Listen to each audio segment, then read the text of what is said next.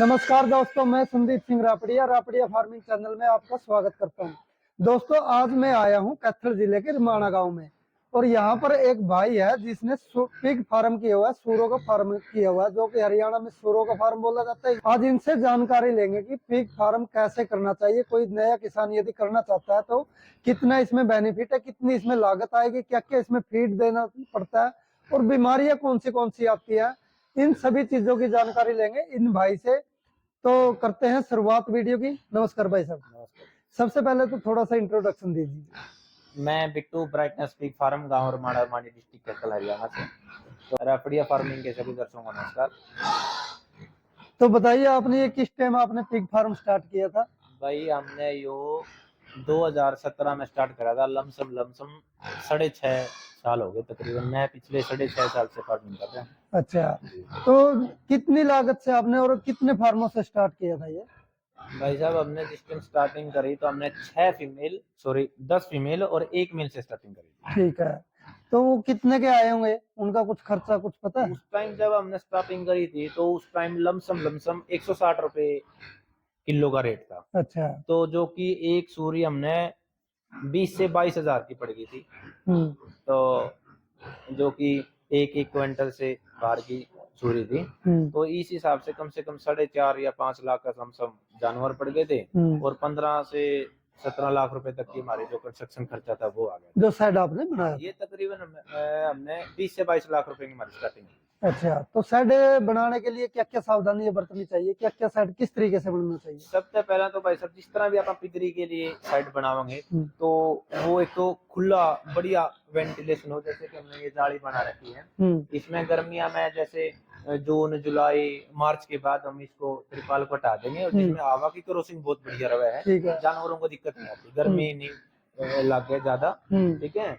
और जैसे कि हम इसको धुलाई करते हैं, इसको साफ करते हैं तो वो एकदम से सूखा हो जाए ताकि उसमें बीमारी के, क्योंकि अगर अपना जो फार्म है वो गिल्ला रहेगा तो उसमें बैक्टीरिया ज्यादा पनपेंगे और बैक्टीरिया के कारण बीमारी आवे। ठीक है, तो इस चीज की सावधानी बरतनी चाहिए अपन।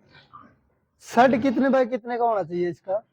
ये जैसा आपकी व्यवस्था हो। अच्छा। आप छोटी भी साइड बना सको, बड़ी भी बना सको।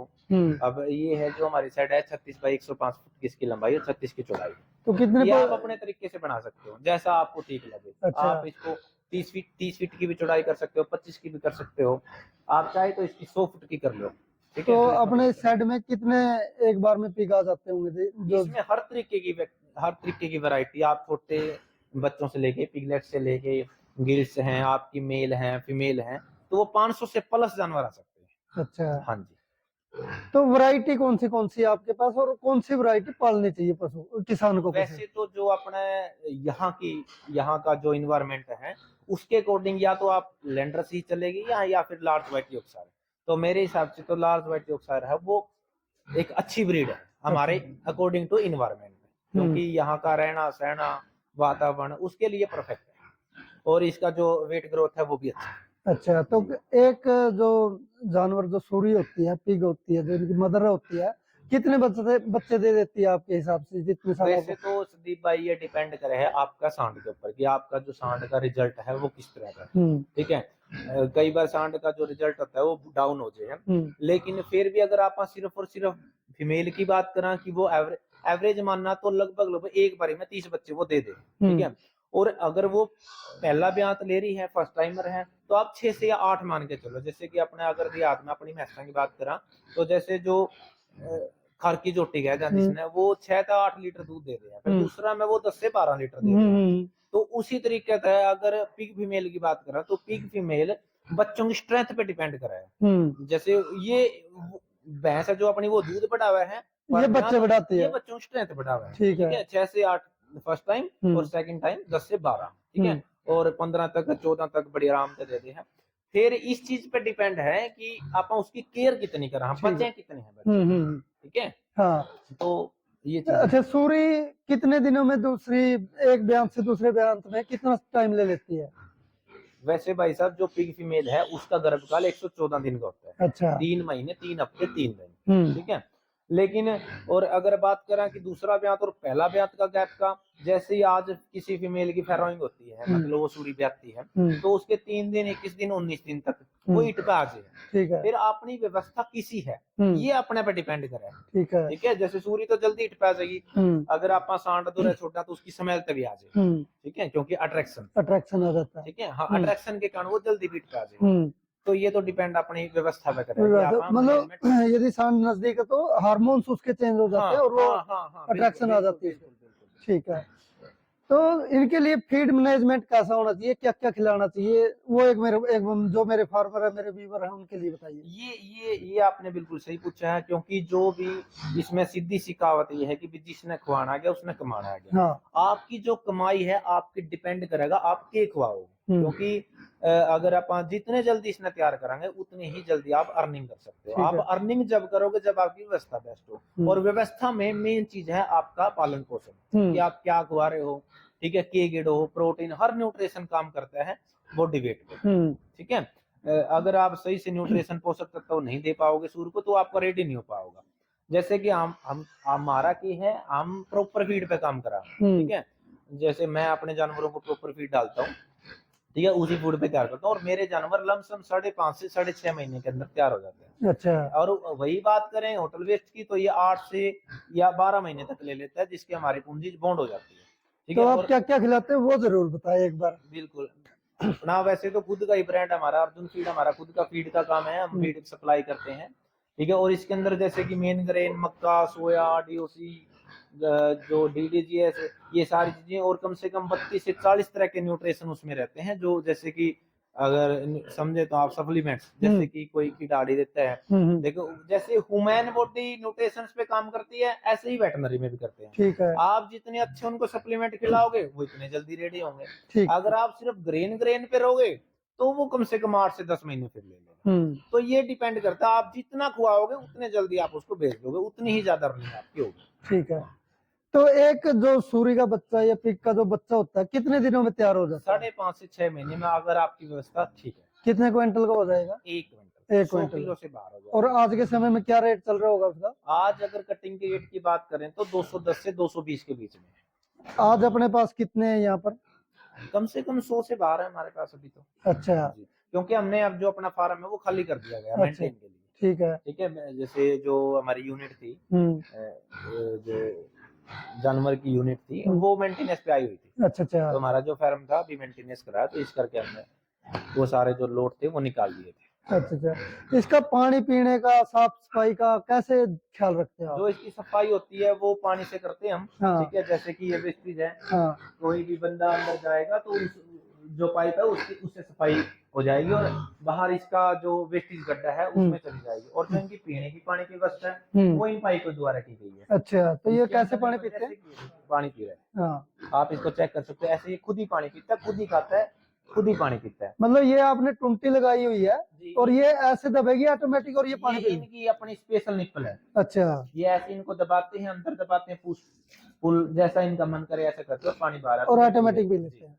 अच्छा, मैं एक चीज और देख रहा हूँ पिग फार्म में, एक साइड में तो ये साफ है, एक साइड में इन्होंने कुछ गंदगी कराई है, ये क्या कारण है? ये इनकी फितरत है। आप देखोगे धरती पे कोई भी जानवर आज तक किसी ने ऐसा देखा नहीं होगा, सिर्फ पिग के अलावा, मैंने भी नहीं देखा था। और बड़ी अचंभे वाली बात है कि अपने जो रहन सहन इतना अच्छे तरीके से मेंटेन करते हैं कि शायद किसी इंसान से बेटर, क्योंकि इन्होंने क्या कर रखा है, अपना जो रूम है, इनका जो एरिया है जिसमें ये रहते हैं, उन्होंने उस रूम का आधा पार्ट अपने खाने के लिए यूज करते हैं और आधा अपने मलमूत्र के लिए करते हैं।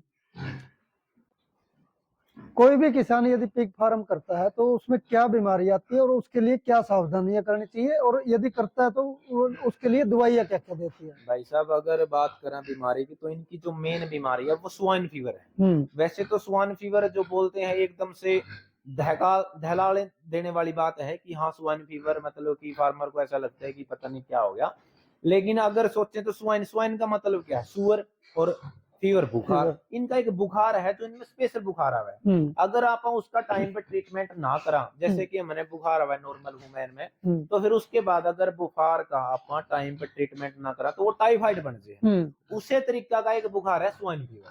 ठीक है, अगर टाइम पे या मतलब जैसे कि आपने पहले मेरे से पूछा था कि वेंटिलेशन क्यों होना चाहिए, वो गिल्ला रहता है तो उसके कारण जो बैक्टीरिया पनपते हैं, बैक्टीरिया से उनमें बुखार हो जाए, कई बार पता नहीं, या कोई और भी बहुत सारी बीमारियां आ सकती हैं, तो उनके लिए दवाई है स्पेशल जो हमारी हरियाणा गवर्नमेंट भी बनाती है, स्वाइन फीवर की। तो आप उसको हर 3 महीने में या हर 6 महीने में उसको रिपीट कर सकते हो।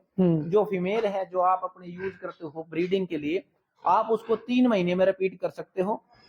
और जो हमारा कटिंग का माल है या जैसे भी जो आप लोट तैयार कर रहे हो उसको बेचोगे, आप 6 महीने में उसको रिपीट करो तो बीमारी से आप बचे रहोगे। यही इसका एकमात्र सोल्यूशन है। ये बताइए कि इस फार्म को यदि कोई नया किसान करना चाहे तो कितना प्रॉफिट हो सकता है और कितना लॉस हो सकता है, इसमें कोई लॉस होने वाली चीज भी हो और कोई प्रॉफिट वाली भी, वो भी बताइए। अगर भाई साहब मैं सीधी सीधी बात करूं, ज्यादा नोक जोक ना करते हुए, तो मैं आपको बता देता हूं कि 35 से 40% आप इससे मुनाफा ले सकते हो, जो मेरे हिसाब से किसी भी चीज में आज के टाइम पे नहीं है। ठीक है। यदि किसी ने 10 लाख लगाए हैं तो 3 से 4 लाख रुपए बड़ी आराम से, एक साल का। बिल्कुल ठीक। वो जितने भी लोट निकलेंगे, जितने भी, क्योंकि जैसे वो अगर मैं एक बच्चे की बात करूं, अगर आपका बच्चा 10,000 में तैयार हो जाता है, ठीक है, तो आप ये मान लो कि उसमें से 3 से 4,000 रुपये बड़ी आराम से कमा सकते हो। मतलब 10,000 का अगर आप सेल कर रहे हो तो आपका 6,500 से 7,000 रुपये में एक पीक तैयार हुआ और आपने 10 से 12,000 रुपये में उसको बेच दिया। कितने दिनों में फार्म आपका ये दोबारा भर जाएगा? जैसे अभी आपने मेंटेनेंस के लिए 6 से 8 महीने दोबारा ऐसे कैसा? बिल्कुल ऐसा जैसे हमने नोट निकाला था। क्योंकि भाई साहब धरती पे कोई भी जानवर या कोई भी ऐसा फीमेल नहीं है जो जिसका इतना बढ़िया प्रोडक्शन हो। क्योंकि वुमेन 1 से 2 दे सकता है, या कोई भी, अगर हम किसी और पशु की बात करें, कुतिया की बात करें, वो 4 से 5 दे सकती है, बिल्ली भी 3 से 4 दे सकती है, लेकिन एक पिग फीमेल ऐसी है जो 10 से 20 तक भी दे सकती है। 10 से 20 तक भी दे सकती है।